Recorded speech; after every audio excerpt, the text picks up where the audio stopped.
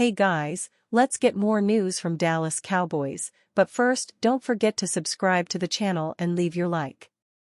Neil Reynolds has the final word on Week 1 of the 2024 season as Dak Prescott enjoyed a historic payday, while Josh Allen starred and Tyreek Hill endured a dramatic Sunday. The NFL returned with a bang in Week 1 with headlines on and off the field, leaving plenty to talk about as I take you through my big takeaways from kickoff weekend in the 2024 season. Dak's record-breaking deal.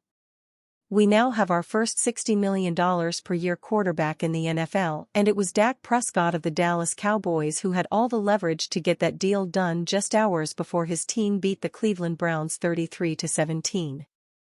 I think it is a fair deal for Dak. It is the going rate and prices will continue to rise for quarterbacks, but it just heaps pressure on a player who has a winning record of 2-5 in the playoffs. Dak is now being paid the kind of money where you are expected to deliver a Super Bowl victory. He didn't need to do too much on Sunday because the Cleveland Browns were awful. Prescott threw for 179 yards and 1 touchdown.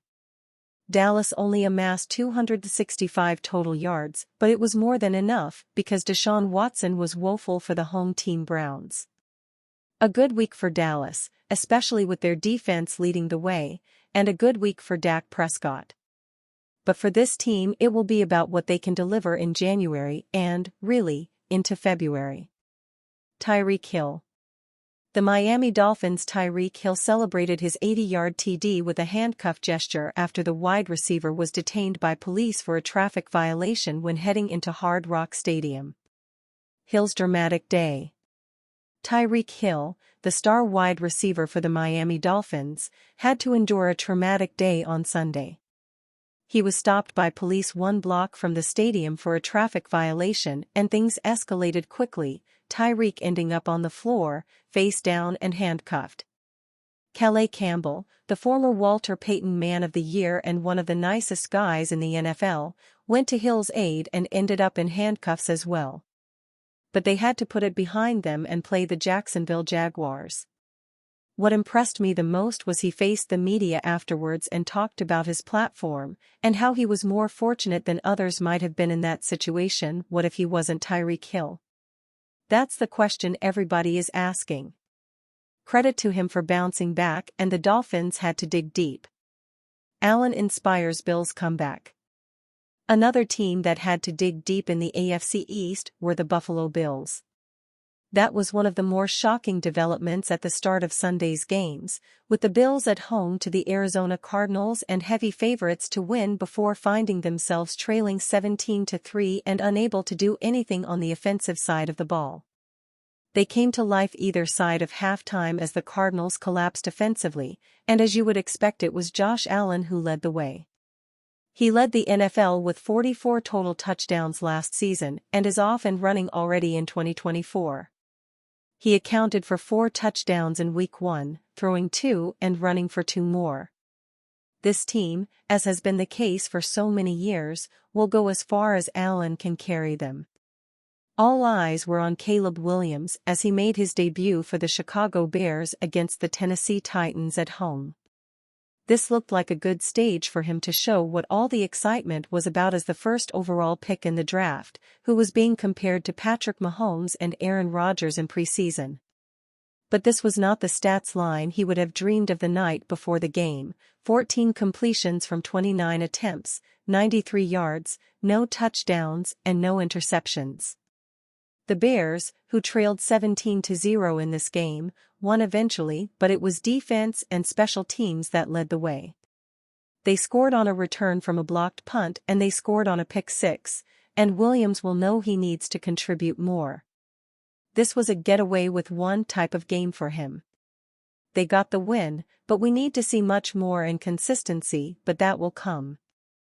I think he's going to be a special player, and he showed us flashes of why those lofty comparisons were made, but he also missed some throws. He will find his feet. The Bears escaped with the win thanks to the other 2 units.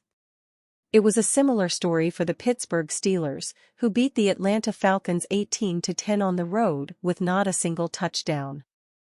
6 Chris Boswell field goals were enough to see off Atlanta, and it was the kind of gritty, determined and aggressive performance from the Steelers which shows why head coach Mike Tomlin has never had a losing season in 17 years at the helm. TJ Watt was incredible, a one-man wrecking crew.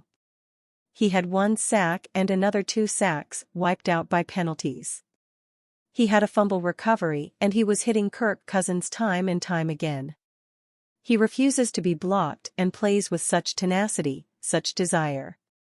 There is technique to his game, of course, but it is that intensity and aggression that shines through when you watch him play. I think he got in the head of Cousins, who threw 2 passes he never should have thrown that resulted in interceptions, the second sealing the game. I'm going to split this between a couple of running backs. Friday night in Brazil, Saquon Barkley showed everything that Eagles fans were dreaming of and getting excited about in the offseason. He is going to be a key addition to that Eagles team, and will need to be the steady hand because Jalen Hurts blew hot and cold as he turned the football over 3 times. Saquon rushed for over 100 yards and scored 3 touchdowns. Joe Mixon was also influential in the Houston Texans' 29-27 victory over the Indianapolis Colts. He clearly is going to be one of the focal points of this attack. He carried the ball 30 times, for 159 yards and a touchdown. DeMeco Ryans wants to make him a central part of this attack, which is only going to make C.J. Stroud even more dangerous. It was fitting that the game ended with Mixon icing the clock with a first down run. A big day for him. Play of the week: Miami's goal line stand. I'm giving this to the Miami Dolphins defense. It is 17-7 to Jacksonville in the second half. They are driving near the goal line, and at that point in the game the Jaguars had a win percentage of 92. Travis Etienne bursts through the line and is heading for the end zone, and bang, out of nowhere comes Jevon Holland to punch the football out and save the game for the Dolphins. The ball rolls into the end zone, the Dolphins recover for a touchback, and the next play Tyreek Hill goes 80 yards for a touchdown to make it 17-14, and it is game on. It was the kind of game-changing play that will haunt Etienne and the Jaguars. After 24 years of Bill Belichick, the New England Patriots beat a disappointing Cincinnati Bengals team that continue to be slow starters in the NFL. It was not pretty from the Patriots, but I don't think it ever will be until they boost their roster. It is one of the weaker rosters in the NFL, but they were physical on defense and, while they rode their luck at times, New England did enough. They are starting a new era, and I like the way Jared Mayo leads this team. They are on my radar as a team to watch to see just how much they can get out of what is very little talent. Something I will be monitoring during the first month of the season is how quickly offenses around the NFL get up to speed.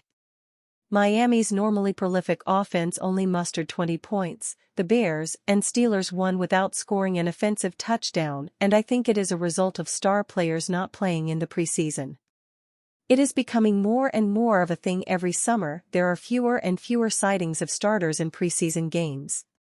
I'm going to go back to 2021 when in Week 1 there were 61 touchdown passes thrown across the league, in 2022 there were 51, in 2023 that number dropped to 37. This year? There were 34 touchdown passes in the opening week. We are seeing players Micah Parsons, TJ Watt and Myles Garrett wreck games, while Greg Rousseau also had 3 sacks for the Bills. Offensive line play in general has been a concern across the league. Is it a slow start because offenses need time to get up to speed? Or are defenses catching up to offenses in general across the NFL? Dak Prescott led the league with 36 touchdown passes last year. We have not seen a 50-touchdown pass season for a while. It is something I will be keeping an eye on over the first few weeks. The Dallas Cowboys steamrolled the Cleveland Browns as road underdogs on Sunday. The 33-17 final score was not an accurate reflection of how lopsided the game was. The Cowboys led 27-3 early in the third quarter and maintained a 24-point advantage until the Browns scored a consolation touchdown in the final minute of regulation. Mike Zimmer's defense turned in an immaculate performance, and Dak Prescott was efficient and surgical in the first half to help Dallas jump out to a multiple-touchdown lead. The only negative takeaway from the game was the injury to tight end Jake Ferguson. Ferguson came up limp after an ugly-looking tackle that saw his left leg pinned underneath a Browns defender. The Pro Bowler clutched his knee and headed straight to the locker room for further testing. The Cowboys got an encouraging update on Ferguson late Sunday, with reports claiming that Ferguson avoided an ACL injury. Ferguson even expressed optimism about the injury to Prescott before Monday's all-important MRI. Well, Cowboys fans can finally exhale. Ferguson took to social media Monday morning with a message that seems to convey he received good news on his knee. Shortly thereafter, Ian Rappaport reported that Ferguson suffered a sprained MCL and a bone bruise. He is considered week to week. It's a bone bruise and an MCL sprain for Jake Ferguson. Week to week. https://t.co/AIWPRR9K78. Ian Rappaport, at Rapsheet, September 9, 2024. Cowboys News: Jake Ferguson suffered MCL sprain in Week 1 win. Ferguson will likely miss multiple games, but this update feels like the best possible scenario given how scary the injury looked in real time. Ferguson could hardly put any pressure on the knee and walked to the locker room with an obvious limp. Even though reports claimed Ferguson's ACL was not damaged, a number of other injuries could have ended his season. A torn meniscus has already wiped out the seasons of Vikings rookie quarterback J.J. McCarthy and Panthers star defensive lineman Derek Brown. The Cowboys' tight end room is deep this year, but it features two players who have never appeared in an NFL game: second-year pro John Stevens Jr. and undrafted rookie Brevin Spanford. The other member, 2023 second-round pick Luke Schoonmaker, posted 8 catches for 65 yards as a rookie and wasn't targeted at all against the Browns. Stevens missed Sunday's game with a hamstring injury. His status for next week's home opener against the Saints is unclear. If he's unable to go, the Cowboys may have to elevate Princeton Fant from the practice squad. Meanwhile, Schoonmaker and Spanford played just 19 snaps apiece. Ferguson is the clear alpha in the room. He was Prescott's second favorite target last season, behind CeeDee Lamb, and saw over 100 targets.